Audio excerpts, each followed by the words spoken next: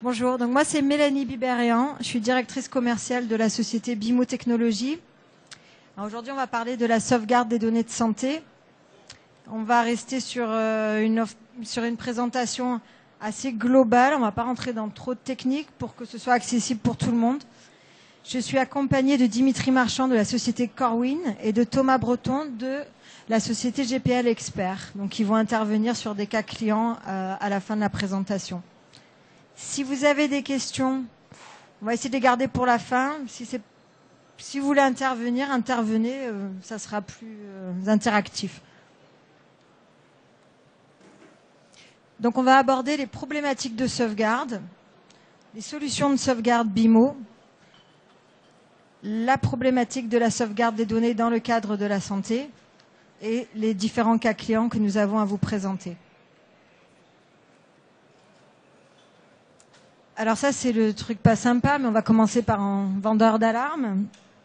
Si vous subissiez un incendie, je le souhaite à personne, est-ce que vous seriez capable de récupérer vos données? Toutes vos données en moins de 3 jours. Bon, ça va. CryptoLocker. Qui n'a pas eu de CryptoLocker cette année? C'est pas beaucoup, hein? Qui a eu plusieurs CryptoLockers depuis l'année dernière? Non plus? Toi, t'en as eu? Le CryptoLocker, pour ceux qui ne savent pas encore ce que c'est un virus très très surnois, c'est-à-dire que vous allez recevoir un mail anodin que vous allez ouvrir, qui va chiffrer les données de votre serveur, de votre poste, qui va se proliférer sur le réseau informatique et qui va vous demander de payer une rançon. Alors vous avez dû voir dans les nouvelles, dans les actualités, l'hôpital de Los Angeles qui leur demandait 3 millions de dollars pour déchiffrer la clé. Ça, c'est un cas extrême. Néanmoins, on a beaucoup d'attaques sur tous les marchés, la santé, les notaires, les avocats. Ce sont des campagnes très ciblées où là, on va demander un mail qui va arriver à un avocat qui va lui dire « je cherche un avocat dans le Gard » alors que cet avocat en question, il est basé à Marseille. Donc ils vont ouvrir le mail et là, ils se prennent un CryptoLocker. Donc il y a deux solutions. Soit on restaure les données si on a une sauvegarde, soit on paye la rançon, au choix. Et quand on paye la rançon, on n'est pas forcément sûr de pouvoir restituer la donnée. C'est pas sûr qu'ils vous donnent la clé. Donc c'est très vicieux. C'est une bande organisée qui fait ça, qui se prolifère parce qu'il gagne tellement d'argent avec les CryptoLockers, ça vaut des millions de dollars ou des bitcoins comme on dit dans le milieu. Et du coup, n'importe quel hacker peut acheter le kit ou se procurer le kit pour faire des CryptoLockers. Là où ils sont très forts, c'est qu'ils sont capables de viser certains marchés, des secteurs géographiques, des langues. Donc ils ont un système marketing qui est très très à la pointe et ils ont beaucoup de monde pour le faire. Voilà. Donc ça, c'est la problématique rencontrée beaucoup dans les systèmes informatiques cette année, depuis 2015, c'est les CryptoLockers. Alors les autres problèmes qu'on peut avoir à part le feu et les CryptoLockers, c'est les pannes de matériel, l'erreur de manipulation, le vol d'ordinateur portable, le vol de sauvegarde, le vol de plein de choses, et puis en dernier cas peut-être l'inondation aussi. Alors, l'inondation, c'est pas forcément la Seine qui déborde. Ça peut être aussi une salle serveur qui prend l'eau grâce à la clim qui est souvent dans la salle serveur, qui va justement mouiller tous les serveurs. Donc, qu'est-ce que ça engendre? Perte d'exploitation, mais dans le milieu de la santé, c'est un impact sur l'établissement de soins. Et le plus grave, c'est l'erreur de diagnostic, s'il nous manque des informations. Alors, le marché de la santé, en termes de volumétrie de données, ne cesse de croître, puisque vous avez de plus en plus d'imagerie de haute définition, de la 3D. Tous les dossiers médicaux sont de plus en plus numérisés, et donc on se retrouve avec un volume de données exponentiel. On estime 25 000 pétabytes de données pour 2020. Donc on a toutes ces données et il faut les sauvegarder pour justement répondre à la problématique qu'on a vue tout à l'heure du feu, de l'inondation et des CryptoLockers. Alors, la sauvegarde idéale, elle doit être chez vous, dans l'établissement. C'est vos données, c'est vous qui les avez générées, elles doivent être à côté de vous, donc en local. Elles doivent être aussi externalisées.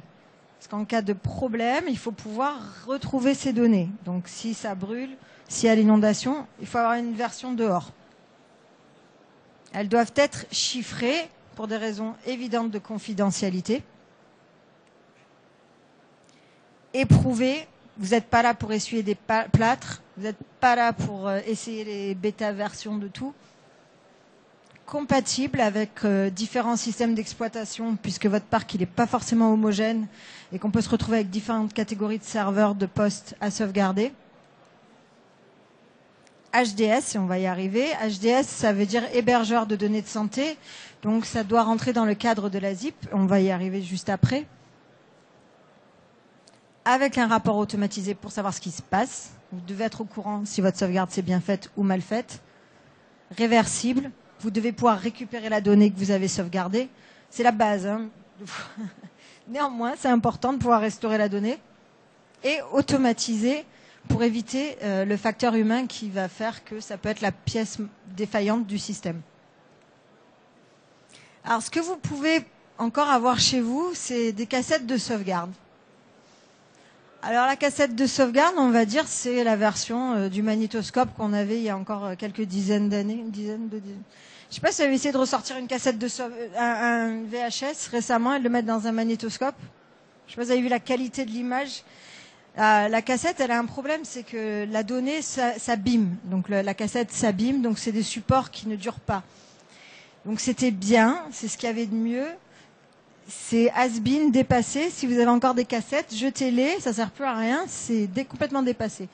Ça veut dire qu'il y a un investissement en matériel, vous devez acheter des licences, vous devez changer les cassettes, vous devez sortir les cassettes des locaux, vous devez les mettre dans un coffre, dans une banque.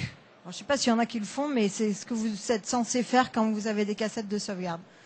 On a une remontée d'alerte qui est insuffisante. Et pour retrouver la bonne cassette le jour où vous avez besoin de restaurer un fichier, parce que vous avez une cassette du lundi, du mardi, de la semaine, du mois, et là, c'est la prise de tête. Donc, c'est des solutions qui sont peu fiables sur la durée, et c'est ni automatique ni externalisé. Donc, c'est ce qu'on voit, on en revient à ça, et on a du local, c'est prouvé. Le reste, bof. Qu'est-ce qu'on propose chez BIMO ? Alors, chez BIMO, on a une solution. On s'est dit, que font les grands comptes ? Les grands comptes, il y a Tivoli Storage Manager d'IBM. Ils vous proposent une énorme baie de stockage que vous mettez dans une grosse entreprise comme PSA. Ils vous proposent une autre grande baie de stockage que vous mettez dans un autre site de PSA, par exemple, avec un logiciel de pointe qui demande 2 ingénieurs à plein temps pour faire la synchronisation des sites. C'est ce qu'il y avait en 2002 quand on a commencé BIMO. On s'est dit, on va faire un truc simple pour les PME. On va réduire ce serveur de stockage et ça devient un appliance de sauvegarde. C'est un serveur, je vous montrerai la photo après. Et on s'est dit, on va mutualiser les data centers et permettre aux entreprises d'avoir une solution hybride avec une sauvegarde locale et externe, comme le faisait IBM pour les grands comptes, mais l'apporter, le démocratiser pour la PME. Alors l'idée de BIMO, ça a été ça, c'est qu'on a mis un serveur de sauvegarde en local. On va tout mettre là sur la BIMO. Toutes les données sont récupérées avec des agents qui sont installés sur les postes et les serveurs automatiquement. Ils arrivent sur la BIMO. On va choisir le nombre de versions qu'on souhaite sauvegarder. C'est vous qui décidez. On sauvegarde les serveurs Exchange, on va sauvegarder votre arborescence, on va sauvegarder ce que vous voulez, les postes, les serveurs. Tout va sur la box. Et à partir de là, vous décidez de ce qui va aller dans le data center. Donc tout ce qui est sur la box, vous l'avez toujours chez vous, mais vous décidez de ce qui va aller aussi dans le cloud. Ce qui est dans le cloud est forcément sur la box. Si vous avez un souci, vous perdez un serveur, un fichier, vous restaurez toujours à partir de la box. Et si jamais, en cas de problème majeur, vous n'avez plus de box, BIMO s'engage à renvoyer une box chez vous dans un délai maximum de 3 jours, en incluant le transporteur qu'on ne maîtrise pas, chez vous avec la solution complète des données que vous aviez dans le data center. Donc on arrive ainsi à répondre aux problématiques de sauvegarde avec une solution et un service complètement automatisé et géré par BIMO Technologies et nos partenaires qui sont là pour installer et infogérer les box. Il y a un antivirus Sophos qui est inclus sur la box. Il y a un firewall, c'est-à-dire que la box, elle se connecte au data center, mais il n'y a pas de connexion de l'extérieur vers la box. Donc elle est entièrement sécurisée et tout est chiffré dessus. C'est-à-dire que même si on vous volait le boîtier, les données seraient illisibles. Est-ce qu'il y a des questions sur ça? Parce que c'est la base de la conférence. Ok, je continue alors.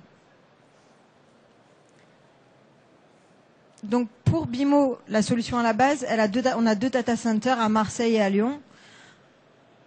Et on a un accord avec la Chambre des notaires de Paris et on a 2500 clients notaires et juridiques.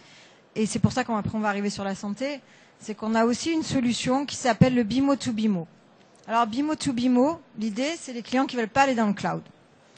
Et ceux qui veulent pas aller dans le cloud, on leur dit c'est bien, vous avez plusieurs sites. Ce qu'on va faire, c'est qu'on va mettre une BIMO sur un site, une BIMO sur un autre site, on croise les données, vous restez maître de la solution, vous avez tout chez vous, vous êtes responsable des données puisque nous on peut pas les garantir l'hébergement.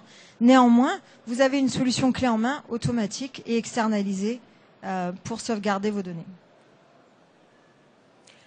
Après on s'est dit, les gens ils commencent à aller dans le cloud, c'est bien le cloud. Personne n'y va encore, mais c'est intéressant. Donc quand le jour où peut-être vous serez complètement dans le cloud, on vous propose une solution de sauvegarde où les données du cloud seront sauvegardées chez vous sur un appliance en local. Pourquoi? Parce que le dernier frein du cloud, c'est l'aspect psychologique. Tout le monde a peur de mettre tout dans le cloud. C'est une nébuleuse pour tout le monde. Néanmoins, le cloud, c'est votre ordinateur ailleurs, hein, c'est rien d'autre. Mais on peut vous proposer une solution de sauvegarde qui est le Cloud to BIMO, où on va envoyer les données du cloud sur un boîtier physique qui reste chez vous. Donc vous n'avez plus de serveur chez vous, mais vous avez une copie de vos données. Alors voici un peu la gamme des BIMO pour vous montrer une idée. On a des petits serveurs qui vont de 1 à 9 Tera. C'est du Proliant de chez HP, donc c'est du matériel en RAID. Après on passe sur une gamme plus lourde. C'est des Birac, c'est 12, 24 ou 33 Tera. Après, on a des multiples de 64 Tera, donc on s'adapte à la taille de votre établissement pour apporter la solution qui correspond à vos besoins. On est compatible avec toutes les machines virtuelles et tous les serveurs du marché, tous les OS, notamment Exchange en mode feuille à feuille, mode détaillé. Ce qu'on va faire, c'est qu'on va installer un agent par type de serveur ou de poste, et c'est la box qui va ensuite compiler les données sur elle-même. Alors BIMO en quelques chiffres, on existe depuis 2002, donc on a 13 ans d'expertise. On est éditeur de la solution, c'est-à-dire qu'on a tout développé en interne. On a plus de 8000 clients installés sur toute la France. On est en train de lancer l'Italie, l'Allemagne, la Suisse et l'Autriche. Ce qui équivaut à peu près 200 pétaoctets de données. Donc les pétaoctets, c'est après les téraoctets qui sont après les gigaoctets.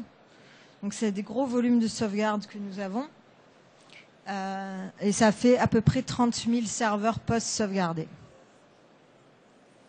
Donc on est le premier éditeur français de sauvegarde de données. Donc on a une sauvegarde pour la PME-PMI. Alors comment on arrive sur le marché de la santé?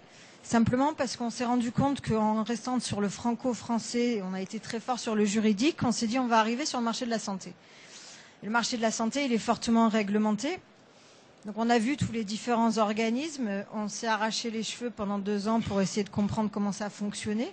On a compris, donc c'est bon, on y arrive. Et en fait, ce qui se passe sur le marché de la santé, c'est qu'ils ont décidé, le ministère de la Santé, de réglementer les données patients. Donc je pense que tout le monde est au courant, mais la donnée patient, elle est hyper sensible, parce que des données qui fuient, ça pourrait créer des crashs boursiers ou des problèmes politiques. Donc la donnée patient, elle doit être non seulement sauvegardée, elle doit être restituée quel que soit X.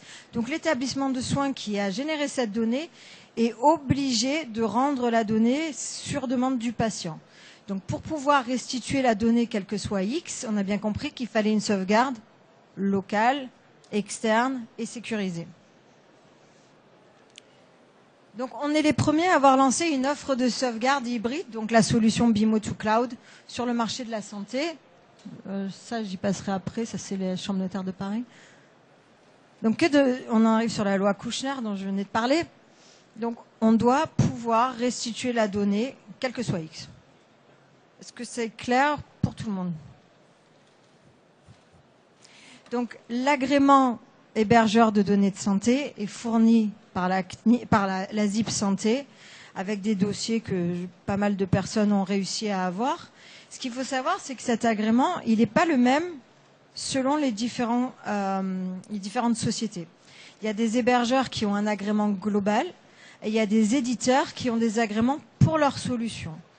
Donc c'est pour ça que quand vous regarderez le site de la ZIP Santé, vous allez voir une soixantaine de sociétés qui ont l'agrément, mais pas toutes ont le même agrément. Alors, on a rencontré différents hébergeurs parce qu'on voulait pouvoir héberger nos données dans un data center hébergeur de données de santé. Et il n'y en a que quelques-uns qui répondent au format global, c'est-à-dire le P2, c'est un agrément complet. Et en rencontrant leurs consultants et les différents data centers, on a trouvé une solution avec Arrow ECS. Donc Arrow Asplenium, qui eux avaient un agrément global. Et encore une fois, je vous parle d'il y a 3 ans, donc il n'y avait pas beaucoup de sociétés qui avaient l'agrément global. Et ce qu'on a fait, c'est la technologie est la même. Par contre, le data center change, puisqu'on est forcément dans un data center hébergeur de données de santé. Le data center hébergeur de données de santé, non seulement il a un niveau de sécurité qui est exigé, mais en plus il a un médecin qui est référent au data center. C'est-à-dire que si jamais une donnée devait être restituée à un patient, seul un médecin est capable de lire cette donnée et de pouvoir savoir si elle est capable d'être restituée, si on peut la restituer au patient selon son état, etc. Donc le choix d'Arrow, il s'est fait parce que Arrow avait le bon agrément, les bons consultants, et c'est vraiment une question de suite de responsabilité qui va faire la différence entre l'offre qu'on a standard, le BIMO to Cloud, et le BIMO to Cloud HDS. Donc l'offre BIMO to Cloud HDS, c'est la même chose que tout à l'heure. Ce qui change, c'est vraiment la partie hébergement qui n'est pas la même. Et la partie contractuelle. Et que dit la partie contractuelle? Et celle-là, le BIMO to BIMO qu'on a vu avant, on n'est pas dans l'hébergement de données de santé. Vous avez le droit de le faire dans le milieu de la santé à condition que ce soit la même entité juridique. Donc on peut le faire si les 2 sites sont dans la même entité juridique. Ça arrive, il y a des regroupements de laboratoires, des cliniques, on a le droit de sauvegarder les données d'un site à l'autre. Sinon, on est obligé de mettre les données externalisées dans un data center hébergeur de données de santé. Alors, qu'est-ce qui se passe au niveau légal? Au niveau légal, ce qu'on va faire, c'est que nous, on a un engagement auprès de Arrow. C'est-à-dire qu'on s'engage à héberger nos données chez eux avec notre technologie qui crypte les données du site où la donnée a été générée jusque leur data center. On demande à nos partenaires revendeurs de s'engager auprès de nous à faire signer les conditions particulières aux centres médicaux qui, eux, s'engagent, donc c'est passation de responsabilité pour savoir où sont ces données médicales. Le patient doit donner son consentement éclairé. Donc ça ressemble à ça. Donc dans les cliniques et les établissements de soins, normalement, il y a un document qui est fourni au patient. On vous fournit le document type que vous pouvez intégrer. Mais en gros, ça va dire j'ai pris connaissance que mes données sont sauvegardées par BIMO chez Arrow. Voilà. Il donne son dossier. Et là, vous rentrez dans le cadre d'une sauvegarde des données aux normes hôpital numérique. On a vu tout à l'heure les différentes problématiques de sauvegarde qu'il y avait. Donc, on va répondre aux problèmes de vol, de panne, de virus, avec un mix entre la sauvegarde locale et la sauvegarde externalisée. Donc, vous restez concentré sur votre activité parce que ce n'est pas votre métier de vous occuper de vos sauvegardes. On sécurise les données. Vous avez un plan de continuité d'activité et ça veut dire que si c'est le serveur ou le poste qui tombe en panne, vous restaurez directement à partir de la BIMO et vous continuez à travailler. Et en cas de vrai crash, donc en cas de demande de reprise d'activité, on vous renvoie une box et vous redémarrez dans les plus brefs délais.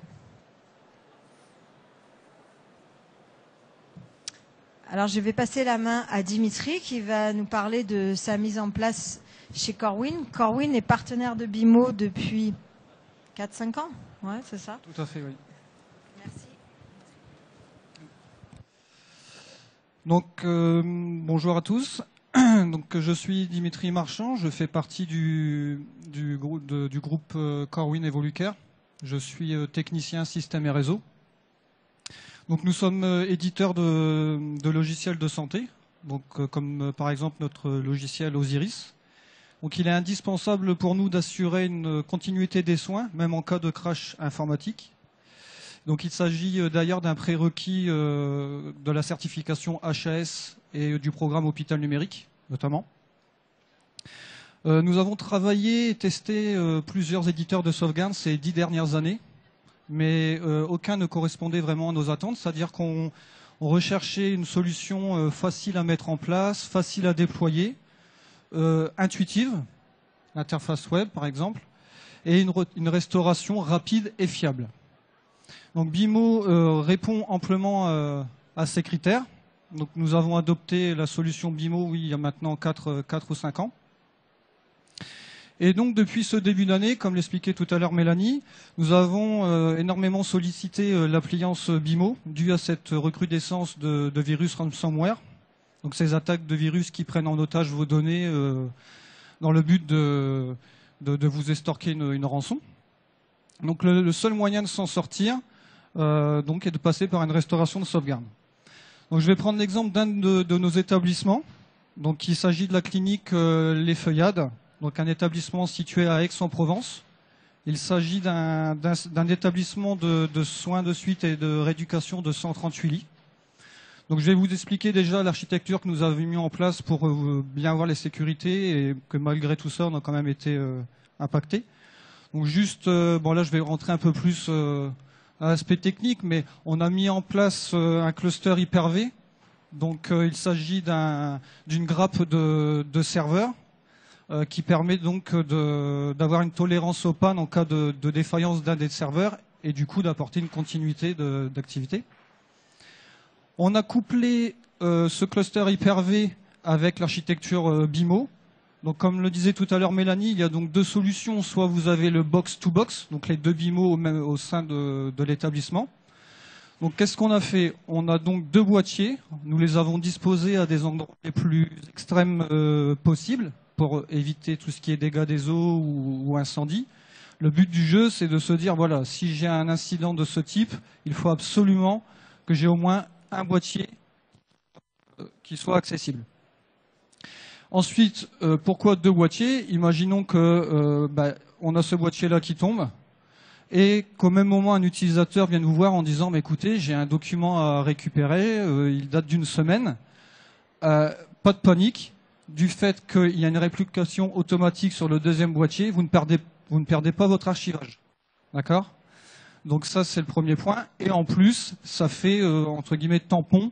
Le temps que la première boîte se répare, elle peut continuer à assurer la sauvegarde les jours qui suivent.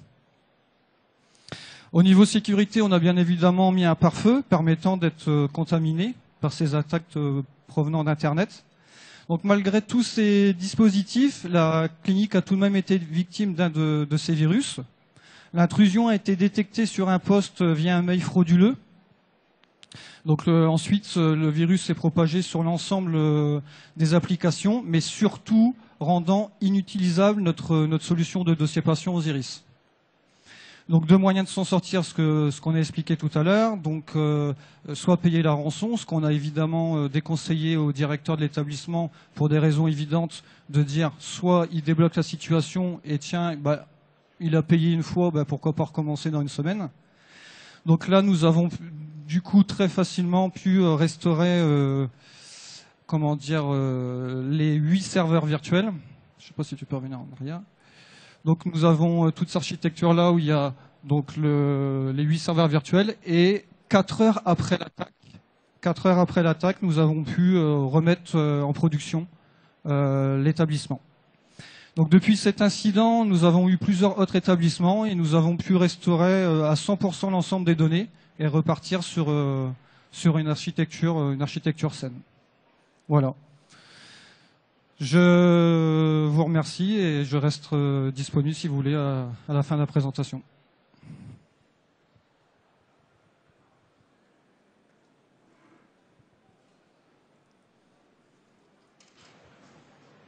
Bonjour tout le monde, donc je suis Thomas Breton, moi je suis le gérant de la société GPL Expert, une société de conseil et de services pour les établissements de santé, dédiés santé. Hein. Donc on met en place des solutions techniques, on fait de l'infogérance, donc on recherche des solutions fiables pour pouvoir restaurer nos données. On a choisi BIMO finalement on a plein d'autres solutions qu'on peut retrouver chez nos différents clients. Mais on a choisi BIMO pour certains cas clients où on a une compatibilité multi-environnement, donc quels que soient les systèmes, on a toujours l'agent qui va bien en fait pour pouvoir déployer. Pour le HDS, puisque effectivement comme on travaille qu'avec la santé, il nous fallait cette option-là. Le client peut ou ne pas la prendre, ça c'est le côté intéressant. On a une offre qui est simple aussi à comprendre pour le client. Il n'y a pas de calcul très savant à faire, c'est simple, on peut le dire. Les agents, tout est inclus, il y a quelques options, mais pas énormément. La console, elle est très facile à administrer et à installer, donc pour nous aussi, en tant qu'infogérant, on essaye aussi que le client soit au maximum autonome pour ses restaurations, ses sauvegardes, ses planifications. Donc transfert de compétences assez simple à faire pour l'établissement. Donc des solutions modulables, voilà, comme je le disais, on peut soit choisir de prendre une seule box sur une seule volumétrie, de commencer avec un seul agent, où on le met sur tous nos serveurs, on n'a pas de surprise de coût, pas d'options qui sortent au dernier moment. On va sauvegarder les données, par exemple, sur le site. On commence comme ça, et puis on se dit, on va pérenniser la sauvegarde en mettant une deuxième. Hein, donc on prévoit ça au budget. C'est assez cadencé, assez simple à mettre en œuvre. Donc voilà, la fois d'après, on met une deuxième BIMO et on réplique les données. On peut affiner notre paramétrage jusqu'à dire, celle-là, je veux les répliquer, je veux pas les répliquer. Donc c'est très simple.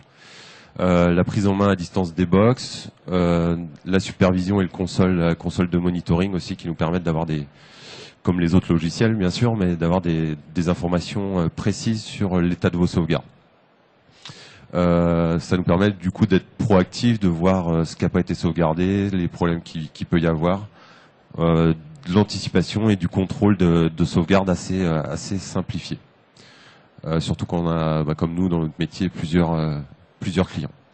Des tests de PRA, ça c'est une fonctionnalité, on va dire plus qui a un côté intéressant, c'est de tester avec BIMO le fait d'être en mode PRA. Aujourd'hui, on vous demande d'avoir des PRA sur Hôpital Numérique, sur les certifications. Donc on les met en œuvre. Enfin, on vous demande surtout de les documenter. Techniquement, c'est pas trop l'objectif. C'est qu'est-ce que je fais si j'ai plus de dossier patient. Ça on peut le mettre dans la feuille d'explication de nos PRA. Voilà, j'appelle l'éditeur, il me renvoie une box et on peut aussi documenter le fait qu'on le teste tous les ans. C'est important aussi dans les démarches hôpital numérique aux certifications. Voilà. Donc nous on a quelques clients avec des environnements un peu différents où ils choisissent ou non aussi pareil d'externaliser. C'est un choix politique, un choix aussi des DSI qu'il y a sur les sites. Des petits établissements aussi, ils font le choix de plus facilement externaliser parce qu'ils n'ont pas forcément des locaux différents pour faire un BIMO tout BIMO et assurer une sauvegarde pérenne. Donc à ce moment-là, ils choisissent le mode HDS. C'est pareil, le mode HDS, vous allez pouvoir choisir de sauvegarder que les 7 derniers jours de votre partie patient, quoi. Donc vos données et pas forcément le exchange qu'a les mails qui sont pas vitales et pas réglementés. Voilà, écoutez aussi, je reste disponible avec le reste de l'équipe si vous avez des questions sur les technologies. Voilà. Merci de votre écoute. Alors un dernier cas client, j'ai pas le partenaire pour vous le présenter tout de suite, mais c'est l'ADAPT. Donc l'ADAPT, il s'occupe de l'insertion professionnelle des personnes handicapées. Il y a une centaine de sites en France. On a déjà le siège plus une dizaine de sites d'installés et on est en train de lancer le déploiement des autres sites de l'ADAPT qui, eux, étaient clients chez nous depuis 5-6 ans, il me semble, l'ADAPT. Et maintenant, on est en train de les passer sur l'hébergement HDS pour les établissements qui ont des données de santé, parce que pas tout en ont. Donc ça permet vraiment de cette souplesse dans le médico-social. Il y a des établissements avec des données de santé, d'autres qui n'en ont pas dans les mêmes groupes comme la Page ou l'Adapt. Et là, on est capable de granuler l'offre en fonction des différents sites et de leurs besoins en termes de HDS ou pas. Après, on a aussi des SOS médecins, les APIs, la clinique Mirabeau, et j'en passe. Voilà, je tiens à remercier donc nos partenaires GPL Expert et Corwin d'avoir participé avec nous. Est-ce que vous avez des questions ?